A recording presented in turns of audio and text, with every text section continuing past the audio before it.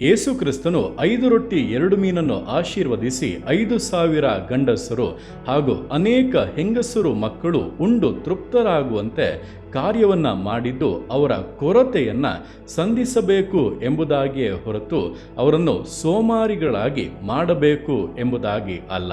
ಆದ್ದರಿಂದಲೇ ಮರುದಿನ ಅವರು ಆತನನ್ನು ಹುಡುಕಿಕೊಂಡು ಬರುವಾಗ ಆತನು ನೇರವಾಗಿ ಹೇಳಿದನು, ನೀವು ನನ್ನನ್ನು ಹುಡುಕುತ್ತಾ ಇರುವಂಥದ್ದು ರೊಟ್ಟಿ ತಿಂದದ್ದರಿಂದ ಎಂಬುದಾಗಿ. ಅಂದರೆ ನಿಮ್ಮ ಜೀವಿತಗಳಲ್ಲಿ ದೇವರು ನಿಮ್ಮ ಕೊರತೆಗಳನ್ನು ತುಂಬಿಸುತ್ತಾರೆ, ಅವಶ್ಯಕತೆಗಳನ್ನು ಸಂಧಿಸುತ್ತಾರೆ.